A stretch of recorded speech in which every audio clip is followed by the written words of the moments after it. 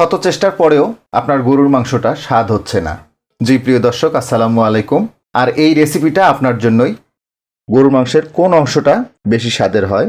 গরুর মাংসের এরকম সামনের রানের মাংস কিংবা চাপের মাংস, যেটাকে আমরা গর্দানের মাংস বলে থাকি, এই মাংসগুলো বেশি স্বাদের হয়ে থাকে। তো চেষ্টা করবেন এরকম গর্দানের মাংসটা বা সামনের রানের মাংসটা নিতে। মাংসের সাইজগুলো দেখুন, মিডিয়াম সাইজ করে নেওয়া, ছোটও না আবার বড়ও না। এরকম মাংস খুব জুসি হয়। আচ্ছা, এখানে মাংস আছে কিন্তু 2 কেজি। এখন মাংসটাকে ম্যারিনেট করে নিতে হবে। 2 চা চামচ মতো হলুদের গুঁড়া দিচ্ছি, শুকনো মরিচের গুঁড়া 2 টেবিল চামচ মতো দিলাম।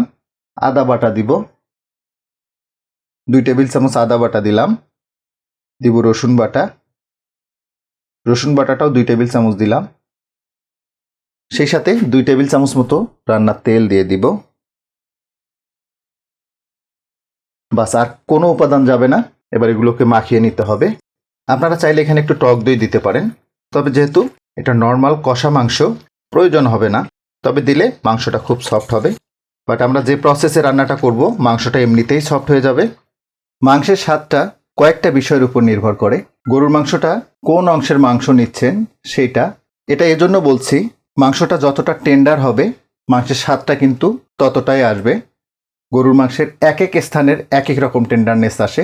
যেমন সামনের রান কিংবা গর্দানের যে মাংসটা, এটার টেন্ডারনেসটা খুবই ভালো। এই মাংসটা রান্না করলে খুবই টেন্ডার হয়। এজন্য চেষ্টা করবেন বাজার থেকে যখন মাংস কিনবেন, সেটা যেন সামনের রান কিংবা গর্দানের মাংস হয়। এছাড়াও মাংসে যে মশলাটা ব্যবহার করবেন, কোন সময় ব্যবহার করবেন, কতটুকু পরিমাণে ব্যবহার করবেন, মাংস রান্নার সময় চুলার জালটা কোন সময় কত পরিমাণে থাকবে, অনেকগুলো বিষয়ের উপরে। তো আমি A to Z বর্ণনা করব, তবে অবশ্যই রেসিপিটা শুরু থেকে শেষ পর্যন্ত দেখতে হবে। বাস, মাংসটাকে খুব ভালোভাবে মাখিয়ে নিলাম। এখন এই মাংসটাকে আমরা 1-1.5 ঘন্টা ম্যারিনেট করে নিব। মাংসটা ম্যারিনেট হতে থাক, এরই ফাঁকে মাংসটার জন্য আমরা একটা মশলা তৈরি করে নিব। একটা বাটিতে 8-10টা এলাচ নিয়ে নিচ্ছি 8-10টা লবঙ্গ, একটা কালো এলাচ, 1 ইঞ্চ সাইজের 3-4 টুকরো দারুচিনি, 2 চা চামচ মতো গোলমরিচ, মিডিয়াম সাইজের একটা জায়ফলের অর্ধেকটা জয়ত্রী, 4টে তেজপাতা। মশলাগুলোকে না টেলে বা না ভেজে গুঁড়ো করে নিব। মাংসটাকে ম্যারিনেট করে নেওয়ার 1 ঘন্টা হয়ে গেছে। তো এখন আমি চুলায় একটা প্যান বসিয়েছি। 1/2 কাপ রান্নার তেল দিয়ে দিব। 2 কাপ পেঁয়াজ কুচানো দিয়ে দিব। পেঁয়াজগুলোকে ব্রাউন করে ভেজে নিতে হবে। পেঁয়াজগুলোতে ব্রাউন কালার চলে আসছে, পাশাপাশি একদম সফট হয়ে গেছে। এখন সেই ম্যারিনেট করা মাংসগুলো দিয়ে দিচ্ছি। যদি আমার রেসিপিগুলো আপনাদের ভালো লাগে আর আপনি আমার চ্যানেলে নতুন হয়ে থাকেন, তাহলে রিকোয়েস্ট করব আমার চ্যানেলটাকে সাবস্ক্রাইব করে চ্যানেলটার পাশেই থাকতে। শুরুতেই যে গরম মশলাটা গুঁড়ো করে নিলাম, সেটার থেকে 1 টেবিল চামচ মতো দিয়ে দিচ্ছি। বাকিটা আমরা পরে ব্যবহার করব। ধনিয়া গুঁড়া দিচ্ছি 1 টেবিল চামচ, জিরার গুঁড়া দিচ্ছি 1 টেবিল চামচ। যে বাটিতে মাংসটা ম্যারিনেট করে রেখেছিলাম, সেটাতে একটু পানি দিয়ে মশলাটা ধুয়ে দিচ্ছি। আমরা কিন্তু লবণটা এখন ব্যবহার করব না, দেখাবো আপনাদের কোন সময়টায় লবণটা দিতে হবে। এই নিয়মটা ফলো করে গরুর মাংস রান্না করবেন। যতবারই রান্না করেন না কেন, ইনশাল্লাহ একই রকমই ফ্লেভার এবং স্বাদ আসবে। ঢাকনাটা লাগিয়ে দিব। প্রথম 8-10 মিনিট মাংসটাকে হাই হিটে রান্না করে নিতে হবে। তবে এর মাঝে অবশ্যই মাঝে মধ্যে ঢাকনা উঁচু করে নেড়ে দেবেন, আদারওয়াইজ এটা কিন্তু তলায় লেগে যাবে। হাই হিটে মাংসটাকে প্রায় 10 মিনিট মতো রান্না করে নিলাম। দেখুন, মাংসটা থেকে অনেকটাই পানি ছেড়ে দিয়েছে। এই পর্যায়ে 5-6টা কাঁচামরিচ দিয়ে দিব। কাঁচামরিচের মাথাগুলো একটু ভেঙে দিয়েছি, যাতে করে ফ্লেভারটা খুব সুন্দরভাবে বের হয়। ঢাকনাটা লাগিয়ে দিব। আর এই পর্যায়ে চুলার জালটাকে মিডিয়ামে নিয়ে আসবো। মিডিয়াম হিটে কতক্ষণ রান্না করে নিতে হবে? যতক্ষণ না মাংসটা থেকে তেলটা সেপারেট না হচ্ছে।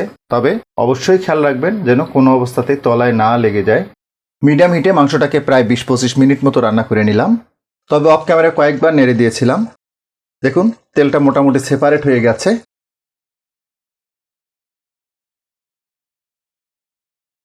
এখন মাংসটাকে ভালোভাবে সিদ্ধ করে নিতে হবে, আর এর জন্য এখানে পানি দিয়ে দিব। তবে পানিটা কিন্তু অবশ্যই গরম পানি হতে হবে। একদম মেপে মেপে 2 কাপ গরম পানি দিয়ে দিলাম। এখন পর্যন্ত আমরা লবণ ব্যবহার করিনি, বাট এখন লবণ দিতে হবে। যেহেতু 2 কেজি মাংস, লবণটা অ্যাপ্রক্সিমেট 2 টেবিল চামচ মতো দিতে হবে। তবে তারপরেও লবণটা আপনারা অবশ্যই আপনাদের রুচি মতো কমিয়ে বাড়িয়ে নেবেন। দিব 1/2 কাপ পেঁয়াজের বেরেস্তা।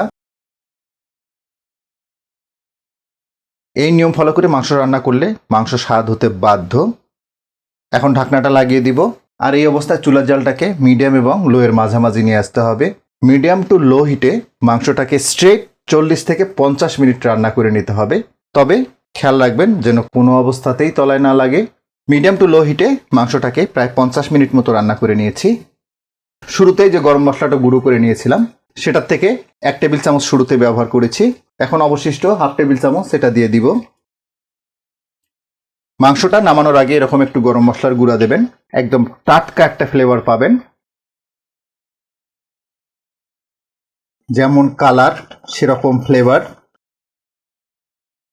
তো এটা হয়ে গেছে, চুলাটা বন্ধ করে দিব। দেখুন লুকটা। এভাবে মাংস রান্না করবেন, আর কখনোই মাংস রান্না করতে যেয়ে কোনো হেজিটেশনে পড়তে হবে না। এবং এই রান্না একবার যে খাবে আজীবন মনে রাখতে হবে তাকে। দেখুন ফাইনাল লুকটা। এভাবে রান্না করবেন, স্বাদে গন্ধে একদম অতুলনীয় হবে। তো আজকে এ পর্যন্তই। আল্লাহ হাফেজ।